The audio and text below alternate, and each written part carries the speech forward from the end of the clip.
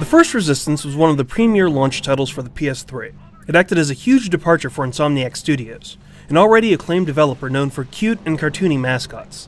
Fall of Man was a fight for humanity's survival set in a bleak world overrun by the merciless Chimera. And it was outstanding. Resistance 2 picks up right where the first ends, and you can immediately tell the difference.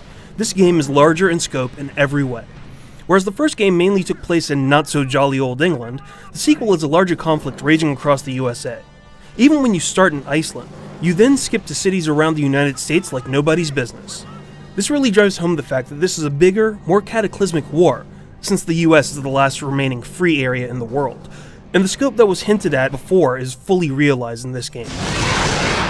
Each level has a moment in which your jaw will literally drop, be it crazy bosses that take up the entire screen, or vistas of rampant destruction.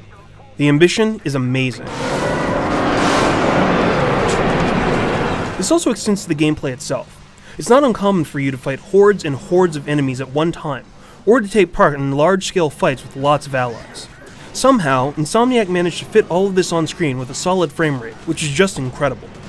All is not perfect though, because there are some weird technical hitches. Some textures are noticeably low res, there's some screen tearing and pop-in, and there are standard clipping problems. But given the scale of the game, this is understandable. The game is the continuation of Nathan Hale's story arc, and hence it's very Hale-centric. Hale finds himself with other soldiers who have been augmented with Chimera strains and joins the secret agency of Sentinels to continue the war. The story is pretty good overall, but I do have some issues with it. For one, there's no narrator like Rachel from the first game. She really tied that story together, and the sequel doesn't have the same cohesiveness.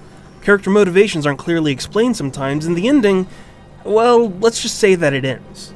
Lots of questions are brought up and left unanswered, so until a hypothetical Resistance 3 comes around, some people may be left scratching their heads. Can you hear them?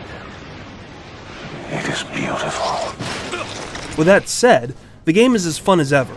New weapons like the Magnum with exploding bullets are pretty sweet, and old favorites like the Bullseye are comforting to hold again. This is good because the enemy AI is pretty ruthless. You'll get a good challenge from the game, especially with the multiple difficulties. Although even more amazing is that your NPC buddies are equally as smart.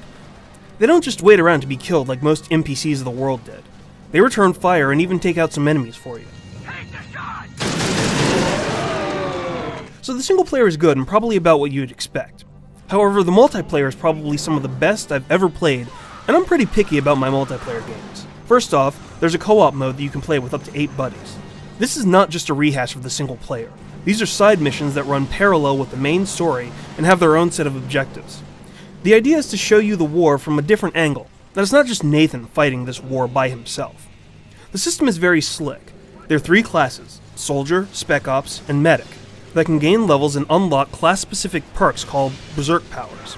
These perks are things like reducing damage for a minute, or projecting an energy ring that regenerates health for your squad mates. However, the real fun of this mode is just how dynamic it is.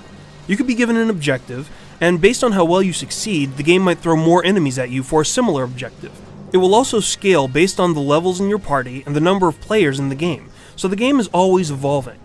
You'll definitely have to play as a team to get through this mode. There's also a competitive mode that's phenomenal. There's the usual deathmatch and capture the flag modes, but skirmish mode is the one to look for. First of all, there can be up to 60 guys on one map at any time, and there is no noticeable lag in our playtimes. We don't know what black magic Insomniac used, but it's pretty ridiculous that it works as well as it does. Skirmish mode is objective-based like co-op, and these goals are also dynamic. Your squad of 5 players will be given commands like protecting a base, grabbing a node, or eliminating a priority target, and rival squads will be assigned to stop you. The emphasis on squad play is great, and it really focuses this action. As the timer counts down in a round, the objectives will gradually funnel everyone to the middle of a map where a hectic firefight will break out for total domination. It's smart, organized, and most of all, it's a lot of fun. Resistance 2 is worth it for the multiplayer itself, but the fact that you're also given a rather epic single-player game is also remarkable. There's tons of replayability, unlockables, and trophies, and it's one of Sony's shining exclusives of the year. It's better than the first Resistance in every way, and whether you're a human or chimera, this is a fight to join. For the full written review, head over to IGN.com.